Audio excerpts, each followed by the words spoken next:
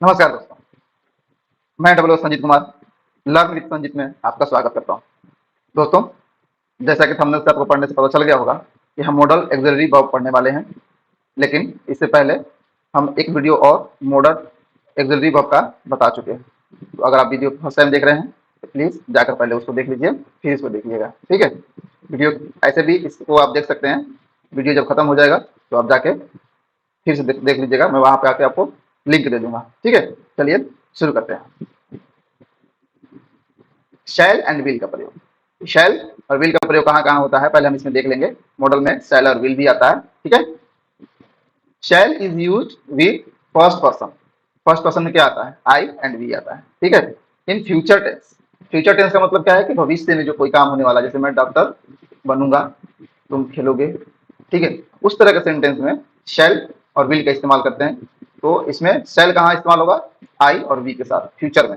वो फ्यूचर में होना चाहिए, समय फ्यूचर में होना चाहिए, अभी का नहीं, बाद में होने वाला घटना होना चाहिए। ये बात को ध्यान में रखिएगा। ठीक है, and all other person like second person and third person take will. और जो सेकेंड पर्सन और थर्ड पर्सन है वो क्या लेगा? विल लेगा। ठीक है, अब सेकेंड पर्सन और थर्ड पर्सन में क्या क्या आता है आपको पता होगा। आप अगर शुरू से वीडियो देखते आ रहे हैं तो आपको सब पता हो। जैसे कि सेकेंड पर्सन में हो जाएगा यू, थर्ड पर्सन में ही, शी, इट ना, दे, कोई नाम, एक से ज्यादा नाम, ये सारे के सारे थर्ड पर्सन में आएंगे। इसमें कोई सिंगुलर हो कोई प्लूरल हो इससे मतलब नहीं है, सब में विल का इस्तेमाल होगा। ठीक है, और फर्स्ट पर्सन में आई और वी के साथ में शैल होगा, उसमें भी सिंगुलर और प्लूरल का कोई मतलब नहीं है। चलिए इससे कोई रिलेटेड कुछ सेंटेंस देख लेते हैं। जैसे देखिएगा, आई के साथ यहाँ पे क्या लगा हुआ है? शैल। आई शैल गो टू मार्केट टुमारो। मैं कल बाजार जाऊंगा। इसका जो स्ट्रक्चर था दोस्तों, सब्जेक्ट प्लस शैल हो जाएगा या फिर विल हो जाएगा, प्लस वर्ब का फर्स्ट फॉर्म प्लस ऑब्जेक्ट। मैंने पिछला वीडियो में जब आपका मॉडल एक्सलरी वर्ब शुरू किया था तो बताया था कि मॉडल के सारे जितने मॉडल एक्सलरी वर्ब है सब में वर्ब का फर्स्ट फॉर्म ही लगता है। ठीक है, आपको याद होगा। तो यहाँ पे हो गया सब्जेक्ट आई, फिर शैल में विल में क्या लगा? शैल, क्योंकि आई के साथ में यहाँ पे बताया कि शैल का इस्तेमाल होगा। ठीक है, और फिर इसके बाद में क्या आ गया? Verb one go. अब कहाँ जा रहा है? ऑब्जेक्ट कहाँ जा रहा है? To market. मार्केट जा रहा है, कब जा रहा है? टुमारो। ठीक है, तो आई शैल गो टू मार्केट टुमारो। अगर कोई घटना फ्यूचर में हो रहा है, उसके लास्ट में सेंटेंस अगर ऐसे नॉर्मली होता है ना, गा गी गे आ जाता है लास्ट में, तो उसको आप समझ लेना वो फ्यूचर टेंस में है। सबको नहीं समझना है, नॉर्मली जो होगा उसी को समझना। जैसे यहाँ पे देखिए लिखा हुआ है मैं कल बाजार जाऊंगा, ये फ्यूचर में हो जाएगा। ठीक है, या आई शैल गो टू मार्केट, अगर शैल लगा हुआ है तो उसके साथ वर्ब का फर्स्ट फॉर्म होगा। तो आप समझ लेना कि ये क्या है? फ्यूचर में। ठीक है ना, तो इसमें अगर इस तरह का सेंटेंस आएगा मैं बाजार जाऊंगा तो इसको इस तरह बनाना है। ठीक है, चलिए दूसरा सेंटेंस देख लेते हैं, थोड़ा सा एक दो सेंटेंस और देख लेते हैं। ठीक है, वी शैल विन प्राइज, हम पुरस्कार जीतेंगे। ये आई और वी के साथ में लग गया, हम पुरस्कार जीतेंगे। वी के साथ में शैल लग गया और आई के साथ भी शैल का इस्तेमाल हो गया। ठीक है ना, तो इस बात को आप ध्यान रखिएगा, आई के साथ भी और शैल के साथ भी, दोनों के साथ, आई के और वी के साथ दोनों के साथ शैल का इस्तेमाल होगा। ठीक है, यू विल कम होम। देखिए यहाँ पे क्या है? ये सेकेंड पर्सन आ गया, तो इसके साथ में क्या आ गया? विल आ गया, तुम घर आओगे। ठीक है, Seema and Rima will play football. देखिए यहाँ भी थर्ड पर्सन प्लूरल नंबर में हो गया, तो इसमें सिंगुलर प्लूरल से मतलब तो है नहीं, तो यहाँ फिर भी विल का इस्तेमाल होगा। तो ये हो गया सब्जेक्ट, ये हो गया विल, और ये वर्ब वन और ये ऑब्जेक्ट। ठीक है, तो सीमा और रीमा गेम खेलेंगे। Their boys will fight in the street. उनके पुत्र बेटे जो है, ये क्या है? ये भी थर्ड पर्सन है ना। उनके बेटे जो गली में लड़ाई करेंगे। ठीक है, घर में नहीं, गली में लड़ाई करेंगे। उनके बेटे गली में लड़ेंगे या लड़ाई करेंगे। ठीक है, आप सेंटेंस है ना, अब कोई बोल देगा कि उनके बेटे गली में लड़ाई लड़ाई करेंगे, तो अब लड़के क्या करते हैं ना कि अब करेंगे के भी जो है ना वो खोजने लगते हैं, करेंगे के लिए क्या होगा। लड़ाई करना, तो लड़ेंगे या लड़ाई करेंगे, इसका मतलब ही होता है फाइट। फाइट मतलब लड़ना या लड़ाई करना। तो अब उसके लिए स्पेशल लड़ाई का तो समझ गए, फाइट हो गया। अब करना क्या होगा ये खोजने की जरूरत नहीं है, क्योंकि फाइट मतलब या तो लड़ना होता है या तो लड़ाई करना होता है। दोनों का मतलब एक ही निकलता है। वर्ब है, लड़ना या लड़ाई करना दोनों का मतलब एक ही है, तो फाइट होगा। ठीक है, तो देयर बॉयज हो जाएगा, उनके पुत्र। दे का हो जाता है देयर, आपको बताया है मैं जब जब पोसेसिव केस से पढ़ा रहे थे, तो उसमें दे का देयर होता है जब उनके बेटे होगा तो। ठीक है, अगर नहीं देखते हो तो प्लेलिस्ट में जाकर आप वीडियो को देख लीजिएगा, आपको सारा समझ में आ जाएगा कि देयर क्यों लिखा हुआ है। उनके बेटे है ना, वे लोग नहीं है, उनके बेटे हैं, तो उनके बेटे का जब बात होगा तो दे का देयर हो जाता है। दे विल स्टडी, वे पढ़ेंगे। ठीक है, दे विल स्टडी, वे पढ़ेंगे, सेम चीज है, बस एग्जांपल आपको देके समझा दिया हूँ ताकि आप कंफ्यूजन में ना रहेंगे। She will sing a song, वह गाना गाएगी, वह गाना गाएगी चाहे वह एक गाना गाएगी, आर्टिकल पढ़े होंगे तो आपको समझ में आएगा कि एक लिखा रहा है चाहे ना लिखा रहा है। अब गाना भाई गा रही है तो एक साथ में दो गाना तो गा नहीं सकती, एक ही गाना गाएगी ना, इसीलिए एक का इस्तेमाल लिखो चाहे नहीं लिखो, वहां पे इंग्लिश में ए का इस्तेमाल हम लोग करते हैं, ठीक है, एक साथ में एक ही गाना कोई गा सकता है। She will sing a song, यहाँ पे ये हो गया वर्ब, ये हो गया विल, ये हो गया सब्जेक्ट और ये हो गया, अब शैल और विल कहाँ लगेगा, आई और वी के साथ में शैल लगेगा, और बाकी जितने भी चीजें हैं तो साथ में क्या लगेगा, विल लगेगा, ठीक है। आगे बढ़े, समझ में आ गया, ठीक है। एक और सेंटेंस देखिए, he will make a house, वह एक घर बनाएगा, यहाँ भी सेम ही चीज है, बस आप सेंटेंस को देख लो, ठीक है। अब कुछ और आगे बढ़ते हैं, the use of shall is used with second person, देखिए यहाँ उल्टा हो गया, you and third person he she it. अब यहाँ पे जो विल, ये जो विल है यहाँ पे विल जो है, यहाँ पे ये सेकेंड पर्सन के साथ में है ना, और थर्ड पर्सन के साथ में लग रहा था, अब यहाँ उल्टा हो गया, यहाँ पे जो शैल है वो सेकेंड पर्सन और थर्ड पर्सन के साथ में लग रहा है, कब लगेगा आगे कंडीशन बताते हैं।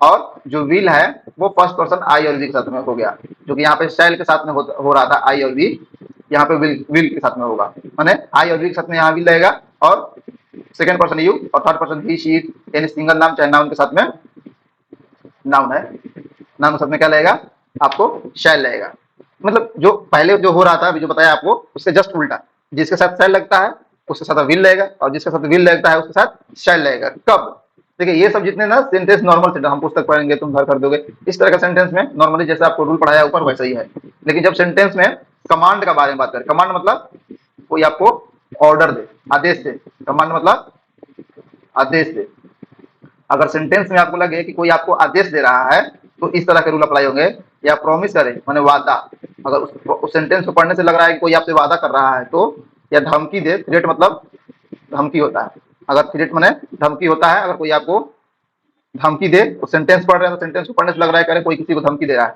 तब, या डिटर्मिनेशन यानी दृढ़ता, दृढ़ता यानी दृढ़ता का मतलब हो गया,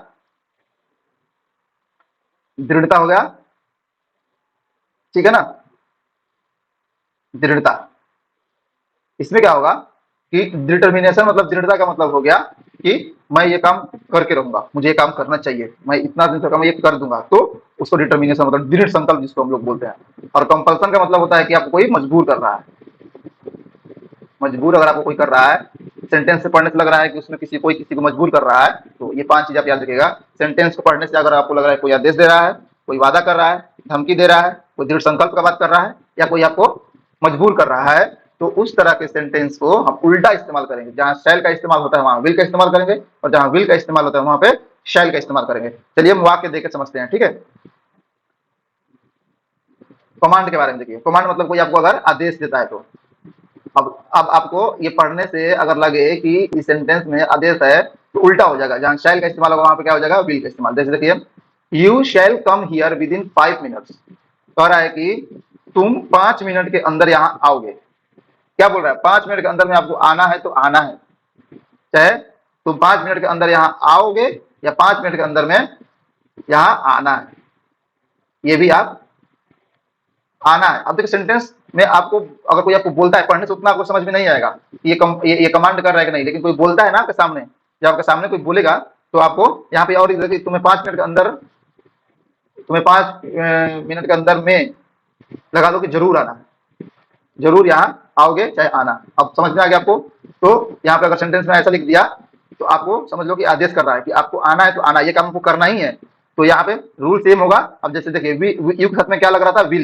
लेकिन यहाँ पे क्या लग रहा है कि शैल, माना जब उस पर जोर दे रहा है कोई चीज पे तो बाकी सब रूल सेम होगा, अगर उसके बाद वर्ब वन आ रहा है तो वर्ब वन आएगा। अब हियर विद इन 5 मिनट्स यहाँ पे लिख दिए 5 मिनट के अंदर, लेकिन ये वाला विल की जगह पर क्या हो गया, शैल हो गया, समझ गए। अब देखिए यहाँ भी देखिए ही के साथ में क्या लगा दिया, शैल, ठीक है, he shall go and finish the work, वह जाएगा और काम को खत्म करेगा, ये आदेश दे रहा है, वह जाएगा और काम को खत्म करेगा। सपोज दो लोग बैठे हैं तो बोले तुम लोग जाओगे, और जाके जैसे कि लिख दिया हम यहाँ पे कि you shall go and finish the work, यहां भी देखो तुम जाओगे और काम को खत्म करोगे, ठीक है। चाहे तुम्हें जाना है और काम को खत्म करना है। तो ये जितना भी है ना, ये सब के जितना है वो वैसे सेम ही बनेगा। मतलब यहाँ पे आपको कंपल्सन बोध कराना है और काम को फ्यूचर में लगना चाहिए कि हाँ वो काम फ्यूचर में हो रहा है, क्योंकि फ्यूचर के लिए ही ये सब काम हो रहा है ना। जितना है, जितना शैल विल का इस्तेमाल होता है वो लगभग फ्यूचर के लिए ही इस्तेमाल होता है। ठीक है, समझ में आ गया होगा आपको। चले आगे। प्रॉमिस। प्रॉमिस में जैसे वादा अगर आपसे कोई कर रहा है, सेंटेंस को पढ़ने से अगर लग रहा है कि वादा हो रहा है, तो भी वहां पे उल्टा हो जाएगा। ठीक है, जैसे देखिए यहाँ पे दे के साथ में हम लोग क्या लगाते थे, विल लगाते थे, लेकिन यहाँ पे क्या लगा हुआ है, शैल। दे शैल बी गिवन मनी, उन्हें पैसा जरूर दिया जाएगा। ये पैसिव वॉइस में हालांकि दो सेंटेंस हो गया है, आगे जब आपको वॉइस पढ़ाऊंगा तो समझ में आएगा। लेकिन इसमें देखिए दूसरा वाला सेंटेंस में देखिए, वी विल, देखिए विल साथ हम लोग क्या लगाते हैं, शैल, लेकिन हम लोग क्या लगाए यहाँ पे, विल हेल्प यू कम वाट में। देखिए कम वाट में एक सेंटेंस है, इसको आप याद कर लीजिएगा, ये आपको आगे बहुत काम करेगा। चाहे जब भी आप पढ़ना सीख रहे हैं आपको अंग्रेजी में, तो आपको याद करेगा। इसका मतलब होता है कम वाट में, मतलब चाहे जो कुछ हो जाए, चाहे जो कुछ भी, जो कुछ हो या चाहे जो कुछ भी हो, ये सब कुछ भी बोले, चाहे जो कुछ हो जाए, चाहे जो कुछ हो, चाहे जो कुछ भी हो, ये जितने तरह का सेंटेंस है, सबका सेंटेंस नहीं वाक्य है, सॉरी वर्ड है, उसके लिए कम वर्ड में आता है ना। तो आप देखिए यहाँ पे वी के साथ में सेल लगा देते हैं, लेकिन यहाँ पे विल लगाए, तो प्रॉमिस कर रहा है ना कि हम आपका मदद करेंगे चाहे जो भी कुछ हो जाए। आप बोलते हैं ना कि अरे हम तुम्हारे साथ खड़े हैं, तो हम तुम्हारे साथ खड़े हैं चाहे कुछ भी हो जाए, उसे बोलते हैं ना हम लोग, तो वादा करते हैं हम लोग। तो यहाँ पे बोल रहा है कि हम आपको मदद करेंगे चाहे कुछ भी हो जाए। तो मदद करेंगे फ्यूचर में हो रहा है, आगे भविष्य के बारे में बात कर रहा है, तो वी विल हेल्प यू, यहाँ पे शैल नहीं होगा ना, कम वाट में। ठीक है, आगे बढ़े। क्रिएट, धमकी। अगर सेंटेंस को पढ़ने से आपको धमकी फील हो रहा है, तो भी वो उसमें उल्टा इस्तेमाल हम लोग करेंगे। जो जहाँ पे शैल का इस्तेमाल होने वाला है वहां विल का इस्तेमाल करेंगे, और जहां विल का इस्तेमाल होने वाला है वहां पे शैल का इस्तेमाल करेंगे। जैसे वी विल बीट यू, हम तुम्हें जरूर पीटेंगे। अब बताओ किसी को धमकी, अब किसी के सामने बोल रहे हो कि तुम्हें पीटेंगे, तो उसको धमकी फील होगा ना। तो वी के साथ में क्या लगा है, यहाँ पे विल लगा हुआ है, बीट यू। सेंटेंस को पढ़ने से नहीं लग रहा है आपको कि धमकी दे रहा है लोगों को, जरूर तुम्हें पीटेंगे। ठीक है, इसको पढ़ने से तो आपको नहीं लग रहा था कि वादा कर रहा है, तो उस तरह का फील होना चाहिए आपको सेंटेंस में। अब देखिए यहाँ पे हो गया कि ही, देखिए ही के साथ में शैल लग गया, क्योंकि ही के साथ तो विल लगता है, अभी जस्ट पढ़े हम लोगों ने, लेकिन यहाँ पे शैल लगा हुआ है, तो ही शैल किल यू टुडे, वह तुम्हें आज मार डालेगा, वह तुम्हें आज मार डालेगा। तो क्या है, धमकी है ना। तो धमकी है तो ही शैल किल यू टुडे, ठीक साथ में शैल लग जाएगा। चलिए आगे चलते हैं, समझ में आ गया होगा उम्मीद करता हूं आपको। डिटर्मिनेशन, दृढ़ता, दृढ़ता, दृढ़ता। अगर सेंटेंस को पढ़ने से दृढ़ता का बोध हो, तो वहां भी शैल और विल का इस्तेमाल उल्टा होगा। जैसे आई शैल रिमेम्बर इट एनी हाउ, देखिए एनी हाउ एक शब्द है, एनी हाउ मतलब किसी तरह या किसी भी तरह, ऐसे इसको दोनों तरीके से लिख सकते हैं, एक ही मतलब होता है। बस नए नए लड़के होते हैं ना, तो नए सेंटेंस में भी लग जाता है कुछ, तो थोड़ा सा बेचारा कंफ्यूज रहते हैं, इसलिए मैं बोल दे रहा हूँ किसी भी तरह, क्योंकि हम लोग भी शुरू शुरू पढ़ाई कर रहे थे तो हमें भी कंफ्यूजन हो जा रहा था कि यहाँ पे किसी तरह लिखा हो, यहाँ पे किसी भी तरह लिखा हो, तो वो एनी हाउ होगा कि नहीं होगा, है ना। तो लेकिन आपको कंफ्यूजन में नहीं होना है, तो हो जाएगा आई विल रिमेम्बर। देखिए यहाँ पे शैल की जगह पर विल हो गया, आई साथ में शैल लगता है नॉर्मली, लेकिन यहाँ पे विल लगा हुआ है। आई विल रिमेम्बर इट, मैं इसे याद कर लूंगा, एनी हाउ किसी भी तरह, बाय यूनिक इवनिंग शाम तक, मैं शाम तक इसे किसी भी तरह याद कर लूंगा। तो डिटर्मिनेशन कर रहा है ना कि मैं शाम तक इसको कर लेना, दृढ़ता है उसके पास, तो वो क्या हो जाएगा आपको, डिटर्मिनेशन होगा, तो आपको शैल और विल का इस्तेमाल उल्टा हो जाएगा। जैसे आप देखिए यहाँ पे देखिए I shall work hard and earn lot of money, यहाँ पे शैल नहीं होगा, विल होगा। ठीक है, आई विल वर्क हार्ड, मैं मेहनत करूंगा और बहुत सारे पैसे कमाऊंगा।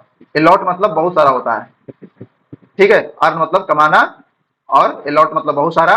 जैसे अर्न मतलब क्या होता है, कमाना, अलॉट मतलब बहुत सारा, मनी मतलब तो पता ही होगा। आई विल वर्क हार्ड, मैं मेहनत करूंगा, बहुत मेहनत करूंगा, and earn a lot of money, और बहुत सारा पैसा कमाऊंगा। तो दृढ़ता बता रहा है ना, तो इस तरह की दृढ़ता भी बताए, तो आपको शैल और विल का इस्तेमाल उल्टा करना है। ठीक है, अब देखिए कंपल्सन, माने इसको बोलते हैं मजबूर करना, या बाध्यता भी बोल सकते हैं आप, बाध्यता। बाध्यता जहां पे आपको सेंटेंस में बाध्य कर रहा हो कोई काम करने के लिए, सेंटेंस अगर पढ़ने से आपको लगे, तो भी वो क्या होगा, आपको शैल और विल का इस्तेमाल उल्टा करना है। ठीक है, जैसे they shall finish the work by night, उन्हें आज रात तक काम, है ना, काम खत्म करना होगा। मतलब उसमें आपको बोल रहा है कि आपको ये काम रात तक खत्म करना है तो करना है, तो इसीलिए यहाँ पे दे के साथ में क्या लग गया, शैल लग गया। दे शैल उन्हें फिनिश खत्म करना, तो ये हो गया सब्जेक्ट, ये हो गया शैल, और ये हो गया वर्ब, और ये क्या है, वर्क, ऑब्जेक्ट हो गया, बाय नाइट हो गया। ठीक है, तो they shall finish the work by night, उन्हें आज रात तक काम खत्म करना होगा।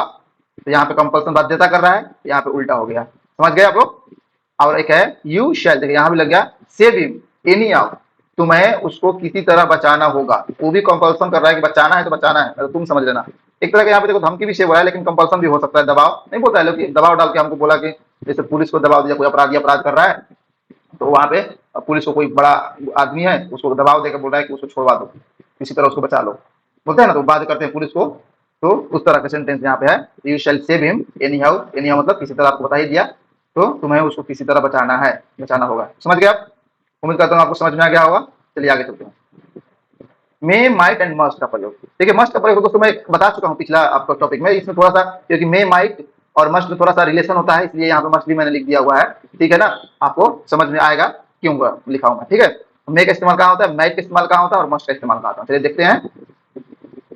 देखिए मे सोर्स पॉसिबिलिटी, अगर वाक्य में कोई घटना होने का संभावना आ रहा है, पॉसिबिलिटी है, तो हम लोग उसमें मे का इस्तेमाल करेंगे।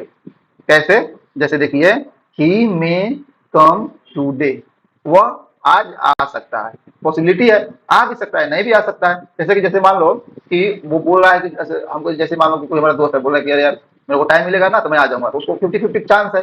मान लो कि इसमें क्या होता है, आपको 50% का चांस होता है, मान लो पॉसिबिलिटी कितना होता है 50% का, 50% या 60% बोल सकते हो, 50 to 60% चांस होता है घटना होने का, पॉसिबिलिटी होता है कि 50 to 60% है कि वो आ ही जाएगा, 50 से 60%। ठीक है, इट मे रेन टुमारो, अब जैसे मान लो कि आज बादल बादल किया था, तो हो सकता है ना कल बारिश भी हो जाए, तो बादल बादल करके थोड़ा सा काला काला अगर मौसम हो जाता है तो नहीं लगता है कि अरे यार बारिश हो सकता है, तो ये आज भी हो सकता है और कल भी हो सकता है, तो उस हिसाब से वो लिख दिया कि आज कल बारिश हो सकती है, ये पॉसिबिलिटी दिखा रहा है ना, तो आपको वहां पे मे होगा, तो यहाँ पे ईट मे रेन टुमारो। अब यहाँ पे ईट क्यों लगाए हैं, है ना, इसके लिए जब मैं आपको देयर और इट का जब इस्तेमाल बढ़ाऊंगा, डमी जिसको डमी सब्जेक्ट बोलते हैं, कि मैंने कोई सब्जेक्ट नहीं रहता है लेकिन हम लोग जबरदस्ती एक सब्जेक्ट लाते हैं सेंटेंस को पूरा करने के लिए, तो हम लोग इट या देयर का इस्तेमाल करते हैं, वो आपको मैं पढ़ाऊंगा बाद में, जब ये खत्म हो जाएगा तो, या तो टेंस के बाद पढ़ाऊंगा। ठीक है ना, मेरा इस्तेमाल समझ में आ गया आपको, नहीं आया होगा तो वीडियो को थोड़ा सा पीछे करके दोबारा देखिए, जहां पे पॉसिबिलिटी आएगा उसमें आपको मे का इस्तेमाल करना है। ठीक है, एक और देख लीजिए, मे एक्सप्रेसेस विलिंगनेस, विलिंगनेस मतलब क्या होता है, इच्छा, अगर आपका कुछ, अगर किसी चीज के लिए इच्छा व्यक्त करते हैं, ठीक है, तो वहां पे आपको मे का इस्तेमाल होगा। ये ऑप्टेटिव सेंटेंस क्या होता है, ऑप्टेटिव सेंटेंस उसमें होता है जिसमें आप कुछ इच्छा व्यक्त करते हैं या प्रार्थना करते हैं, उसको ही ऑप्टेटिव सेंटेंस बोलते हैं। ठीक है, तो वही है, विलिंगनेस का मतलब ही है ऑप्टेटिव सेंटेंस, समझ गए होंगे आप। तो ऑप्टेटिव मतलब जहाँ पे इच्छा का बोध हो, कुछ चाह रहा हो कुछ करना, तो वहां उसको ऑप्टेटिव सेंटेंस बोलते हैं। ठीक है, तो जैसे ही, सॉरी मे ही गेट सक्सेस, अब देखिए मे यहाँ पे पहले आ गया, बहुत लोग बोलेंगे यहाँ तो मे तो पहले आ गया, सब्जेक्ट से पहले आ गया है। ठीक है, तो अब मान लीजिए कि अगर ये हो जाता है कि ही, अगर सपोज कीजिए ही, है ना, मे गेट सक्सेस, इसका मतलब हो जाएगा, इसका ये वाला समस्या होगा, पॉसिबिलिटी वाला आ जाएगा, क्यों, वह सफल हो सकता है कि नहीं। अगर मान लीजिए ही में गेट सक्सेस तो नहीं हो जाएगा, वह सफल हो सकता है, लेकिन यहाँ पे तो विलिंगनेस दर्शाता है, तो जब यहाँ पे विलिंगनेस करना होता है तो सब्जेक्ट से भी पहले में आ जाता है। ठीक है ना, तो जैसे ही सब्जेक्ट से पहले में आएगा तो आपको समझ लेना है कि वो क्या है, कि वहां पे इच्छा दर्शा रहा है। ठीक है, और सेंटेंस को पढ़ने से आपको लग जाएगा ये कुछ ऐसा इच्छा व्यक्त कर रहा है कि जैसे कि सेंटेंस किसी के बारे में, अच्छा के बारे में कुछ कर रहा है, और इच्छा खराब भी हो सकता है, मे ही डाई, ऐसे मान लो हो जाएगा मे ही डाई टुडे, भगवान करे, देखो यहाँ पे क्या है कि यहाँ पे ऐसे भी बोल सकते, भगवान करे कि वह सफल हो जाए, भगवान करे तुम्हारी लंबी उम्र, से बोलते हैं ना, गांव की औरतें भी बोलते हैं, चाहे शहरों को भी बोलते हैं, तो वहां भगवान करे के लिए हम स्पेशल वर्ड नहीं खोजेंगे। ठीक है, वहां का मतलब हो गया कि वो सफल हो जाए, इसका मतलब ही वो इच्छा व्यक्त कर रहा है भगवान से कि भगवान वो सफल हो जाए। अब यहाँ पे जैसे कि यहाँ पे कर्ज दे रहा है कि मे ही डाई टुडे, वो मर जाए आज, है ना, तो ये भी एक तरह का इच्छा ही तो है। ठीक है, वो बुरा इच्छा है, उसको शराब बोल सकते हैं, लेकिन है तो इच्छा ही ना, तो वो भी हो सकता है कि मे ही डाई टुडे। तो आपको समझ में आ गया होगा, जैसे मे यू लिव लॉन्ग, तुम लंबे समय जियो, या भगवान करे कि तुम्हारी उम्र लंबी हो, ये भी हो सकता है। अब यहाँ उम्र नहीं लिखा हुआ है, उम्र का स्पेलिंग नहीं लिखा हुआ है, अब ये समझ उम्र का स्पेलिंग तो है ही नहीं यहाँ पे उम्र का स्पेलिंग तो है ही नहीं, तो ये तो कैसे हो जाएगा, ये तो गलत है, ऐसा नहीं है। सेंस शुरू से ही बोला था कि आपको इंग्लिश को सेंस से देखना है, सेंस क्या बोल रहा है, सेंस में आपको वो बता रहा है कि नहीं। आप जैसे तुम लंबे समय जियो, इसका मतलब क्या है कि तुम्हारा उम्र ज्यादा हो, तो मे यू लिव लॉन्ग हो जाएगा, may you get success in your life हो जाएगा ना, may you get your partner life, ठीक है, sorry, may you get your partner as you want, ये भी हो सकता है। मतलब बहुत तरह का सेंटेंस बना सकते हो। मे you get what you want your life, थोड़ा सा आगे जब सब आगे बढ़ोगे तो आपको अलग अलग तरह के सब्जेक्ट बनाने को इसी से मिलेगा। धीरे धीरे जब जैसे जैसे आपका अंडरस्टैंडिंग डेवलप होगा, आपको परेशान होने की जरूरत अभी नहीं है, ठीक है, आगे चलें। We use may in subordinate clause. अब देखिए पिछला वीडियो में आपको सबऑर्डिनेट क्लॉज और प्रिंसिपल क्लॉज समझाया था, अब इसको मैं दोबारा समझाने वाला हूं नहीं, ठीक है, क्योंकि वीडियो लंबा हो जाता है इसे दोबारा, क्योंकि थोड़ा सा लंबा समझाना पड़ेगा, जैसे पिछला वीडियो में आपको समझाया हूं, दोबारा नहीं समझाऊंगा। आप वीडियो देख रहे हैं तो आपको पक्का पता होगा। अब देखिए, अगर इस तरह के सेंटेंस में इसमें बोल रहा है कि सबऑर्डिनेट क्लॉज में अगर मे का इस्तेमाल हो ना, और यहाँ पे प्रिंसिपल सबऑर्डिनेट क्लॉज में, प्रिंसिपल कॉलेज में क्या है, देखिए he come here so that we may play football, ये प्रिंसिपल कॉलेज क्लॉज हो गया। और वहां पे अगर ये देखिए सब्जेक्ट प्रिंसिपल क्लॉज के बाद, प्रिंसिपल क्लॉज के बाद so that in order that, ये सब लगता है, और उसके बाद में मे लगता है सब्जेक्ट के बाद में, तो हम वहां पे एक पर्पस बताता है। जैसे इस सेंटेंस में देखिए कि हम यहाँ आते हैं ताकि हम गेंद खेल सकें, उसका पर्पस क्या है वहां आने का, कि वो गेंद खेल सके। तो यहाँ पे हो जाएगा वी कम हियर, हम यहाँ आते हैं, सो दैट का मतलब होता है ताकि, ताकि ये देखिए यहाँ पे लिखा हुआ है, ताकि वी कम हियर, हम यहाँ आते हैं, इसका मतलब ये हो गया सो दैट, ताकि। अगर ये सेंटेंस आपको वी कम हियर का मतलब क्या समझ में नहीं आ रहा है तो ज्यादा परेशान मत होइएगा, ये प्रेजेंट इंडेफिनिट टेंस के बारे, मतलब जब आप पढ़ोगे तो आपको सेंटेंस बनाने आएगा, ठीक है। तो बस खाली आप जान लो, अभी बाद में आप इसके बाद में टेंस ही पढ़ाने वाला हूँ, ठीक है, तो आपको समझ में आएगा। तो वी में प्ले फुटबॉल, ताकि सो दैट, ताकि हम फुटबॉल खेल सके। तो यहाँ पे पर्पस का बात हो रहा है, ही स्टडी, वह पढ़ता है, सो दैट, ताकि ही में गेट ए गुड जॉब, ताकि वह अच्छा नौकरी पा सके, ठीक है। तो मे सो दैट के साथ में या दैट के साथ में इन ऑर्डर दैट भी लगा रहे तो आपको पर्पस समझ में आएगा, और उसके साथ में मे लगा के हम सेंटेंस को बनाएंगे, ठीक है। आपको एक बार से पढ़ते जाओगे ना तो धीरे धीरे सब समझ में आएगा, परेशान मत होना, थोड़ा सा टफ है ये वाला तीसरा वाला, ठीक है, तो आ जाएगा धीरे धीरे, आपको हड़बड़ाने की जरूरत नहीं है, ठीक है ना। When may shows respect request it always use in interrogative form. जैसे हम बचपन से पढ़ते हैं, मे आई कम इन सर, पढ़ते आ रहे हैं, बोलते आ रहे हैं, भले पता हो चाहे नहीं, तो मे आई कम इन क्या है, मतलब वो रिक्वेस्ट कर रहा है ना, कर नहीं रहा, और ये इंटरोगेटिव फॉर्म में होता है, मतलब कि प्रश्न के फॉर्म में होता है, कि वो उसमें प्रश्न आ रहा है, क्या मैं अंदर आ सकता हूं, इसलिए यहाँ पे यहाँ पे क्वेश्चन मार्क भी दिया हुआ, देखिए दोनों में। तो मे आई कम इन, क्या मैं अंदर आ सकता हूं, तो क्या कर रहा है, रिक्वेस्ट कर रहा है। मे यू हेल्प मी, यहाँ भी क्या कर रहा है, रिक्वेस्ट कर रहा है, क्या आप मेरी मदद कर सकते हैं, मे यू हेल्प मी, ठीक है, समझ में आ रहा है। जहाँ पे रिक्वेस्ट करने का बात हो, रिस्पेक्टफुली रिक्वेस्ट, तो वहां पे क्या हो जाएगा, मे का इस्तेमाल होगा, और वाक्य हमेशा इंट्रोगेटिव फॉर्म में होगा, मतलब क्वेश्चन के फॉर्म में होगा, ठीक है। जैसे यहाँ पे आप एग्जाम्पल से पढ़ के समझ सकते हैं। चलिए आगे चलते हैं। अब देखिए माइट का, अब माइट यहाँ पे जैसे मे था, वहां पे क्या था, यहाँ पे देख लीजिए, यहाँ पे पॉसिबिलिटी शो कर रहा था, है ना, लेकिन माइट जो है वो क्या करता है, माइट पॉसिबिलिटी शो करता है लेकिन कम पॉसिबिलिटी, वहां 50-60% पॉसिबिलिटी था, यहाँ पे आप मान लो कि 10 से 20% पॉसिबिलिटी होता है कोई काम होने का, पॉसिबिलिटी इसमें भी है, उसमें ज्यादा पॉसिबिलिटी होता है और उसमें कम पॉसिबिलिटी होता है काम होने का, ठीक है। जैसे ही माइट को सेंटेंस पढ़ने में लगेगा ना कि सेम ही है, वो क्या है कि जब आप सेंटेंस को अगर कंडीशन देखोगे ना तब समझ में आता है, इसलिए सेंटेंस आप पढ़ोगे तो शायद सेम ही लगे, लेकिन उसको थोड़ा सा समझने के लिए आपको मैंने एक शब्द का इस्तेमाल किया ताकि आपको लगे कि हाँ ये थोड़ा सा कम लग रहा है। जैसे he might come here tomorrow, वह कल शायद ही आ सकता है, अब यहाँ पे ही हटा दोगे तो पूरा का पूरा मतलब ही चेंज हो जाएगा।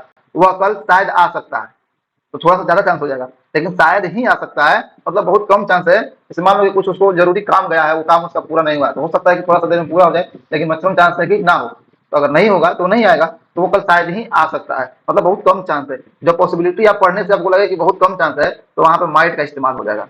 समझ गए? तो he might come here tomorrow, वह कल शायद ही आ सकता है, मतलब समझ गए? It might rain today. अब सपोज कर लो कि पूरा धूप, जोर का कड़ाके का धूप हुआ है, तो क्या चांस है बारिश होने का? ना के बराबर है। अब कैसे अभी एक चमत्कार तय हो जाता है या कुछ ऐसा हो जाता है जो मौसम पूरा तरह बदल जाता है तो बारिश हो जाती है, वही जो 10% चांस है 100% हो जाता है। लेकिन मैक्सिमम चांस होता है, अगर आपको 100 दिन में दूं और 100 दिन में अगर आपको देखोगे कि अगर जोर का धूप है तो उसमें 90 दिन ऐसा होता है कि धूप के दिन में बारिश नहीं होती है, तो चांस बहुत कम हो जाता है ना। तो जहां पे चांसेस पॉसिबिलिटी कम होता है वहां पे क्या इस्तेमाल करते हैं हम लोग? माइट का इस्तेमाल करते हैं। जैसे इट माइट रेन टुडे, आज बारिश हो सकती है। He might come here tomorrow, वो कल शायद ही आ सकता है, आज शायद ही बारिश हो सकती है। ठीक है?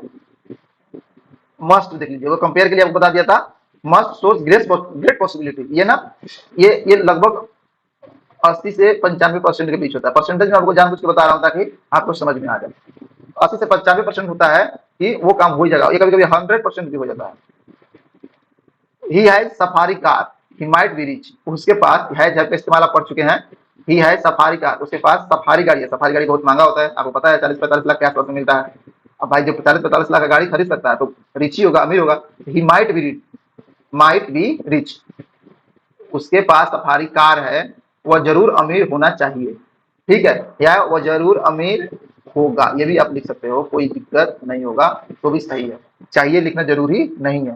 ठीक है, ही है सफारी कार, उसके पास सफारी कार है, इससे आपको लग रहा है ना भाई सफारी कार है तो अमीर होगा, तो वह अमीर होना चाहिए, चाहे वह अमीर होगा। He might be rich. ठीक है, ये कहाँ कैसे लगता है आपको फर्स्ट वीडियो में बता दिया है ना। देखो, he must come here tomorrow, उसे कल जरूर आना चाहिए। कोई काम से गएगा, हो जाएगा, हो गया होगा, तो हो सकता है कि वो जरूर आ जाएगा, तो वह he must come here tomorrow. Chance अगर ज्यादा है तो अभी देखो, आपके पास मे हो गया, माइट हो गया और मस्ट हो गया। तो माइट है बहुत कम चांस होता है, मे है उससे थोड़ा ज्यादा होता है, और मस्ट है पूरा चांस होता है लगभग। तो क्या होता है कि वहां पे मस्ट का इस्तेमाल होगा। समझ गए?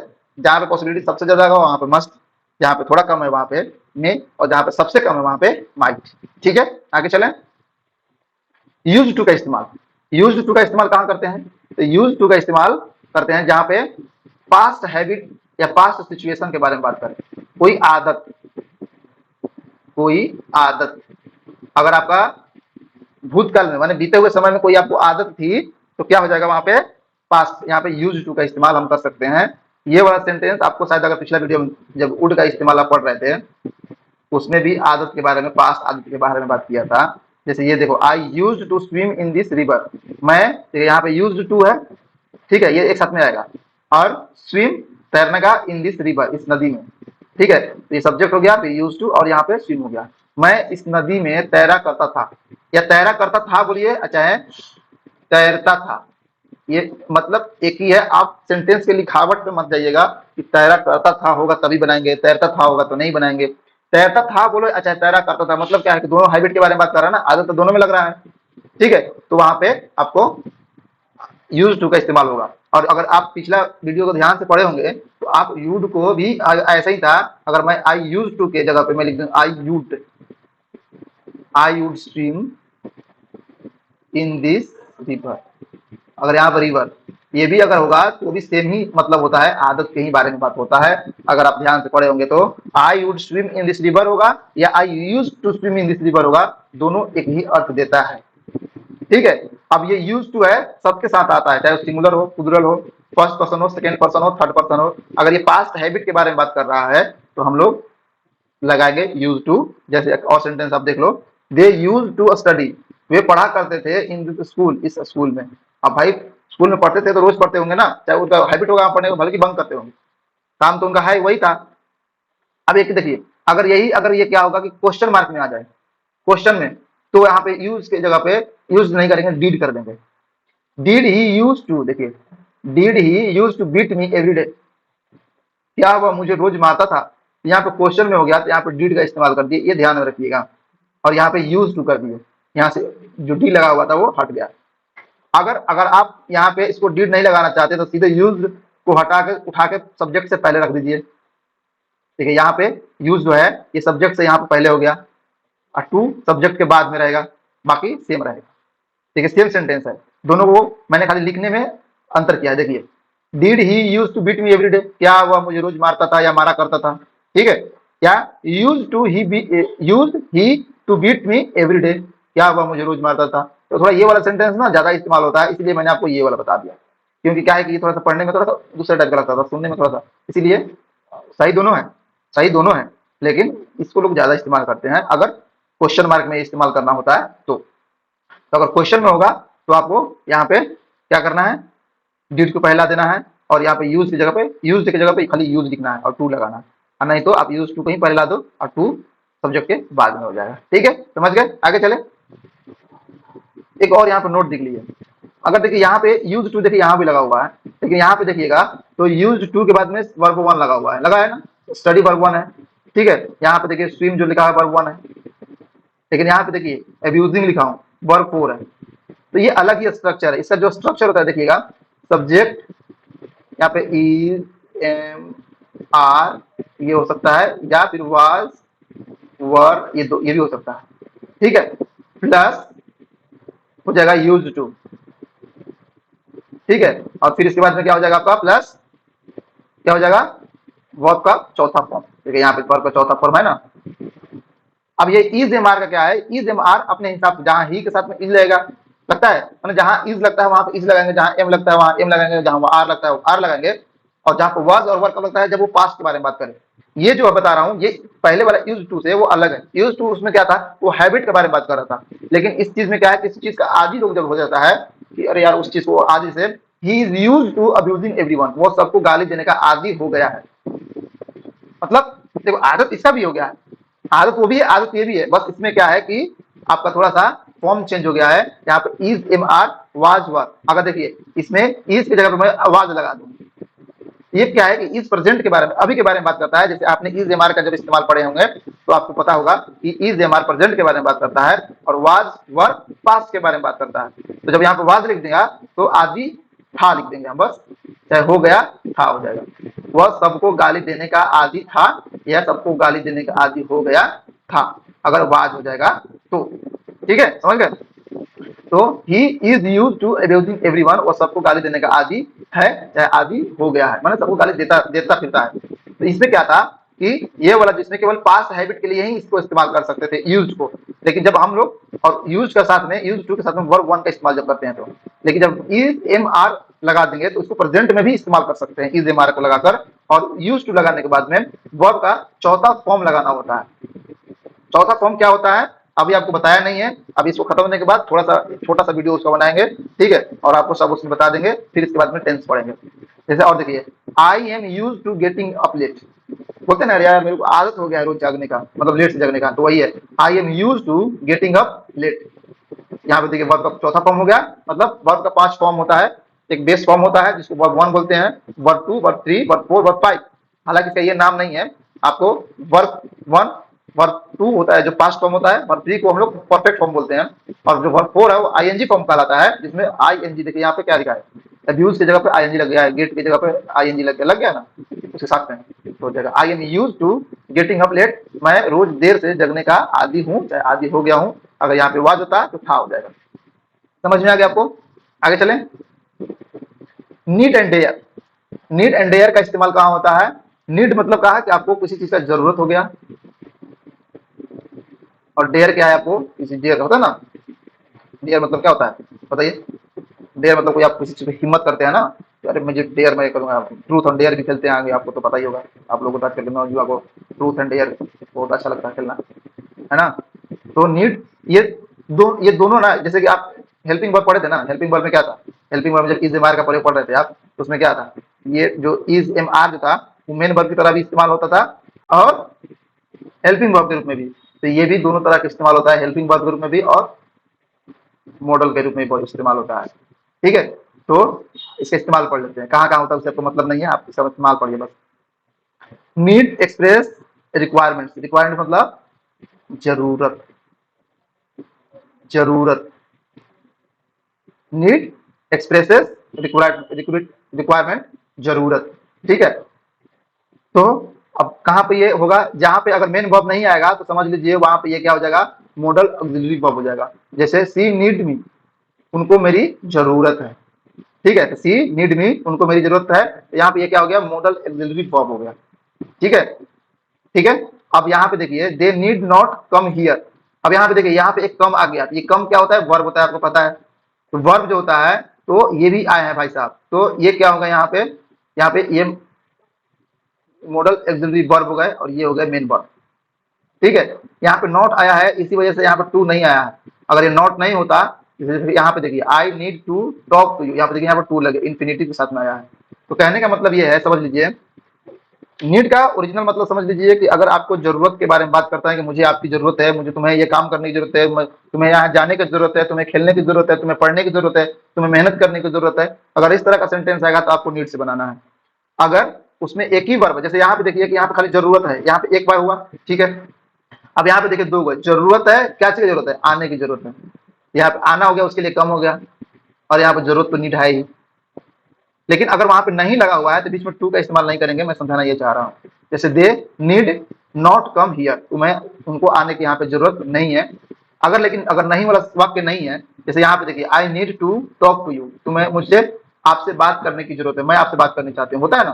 तो मुझे मुझे आपसे बात करने का जरूरत है, तो यहाँ पे नहीं आया है, तो देखिए यहाँ पे क्या है, बात करना, टॉक, और एक जरूरत नीड, नॉट आया नहीं है, इसलिए इसके बीच में टू लगाएंगे, तो जो टॉक है वो इन्फिनिटी के साथ में आएगा, टू के साथ में आएगा।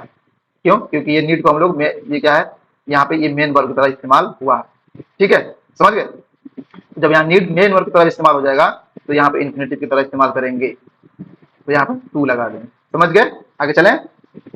देयर एक्सप्रेसेस चैलेंजेस करेज, मतलब साहस, और क्या होता है, डेयर हिम्मत।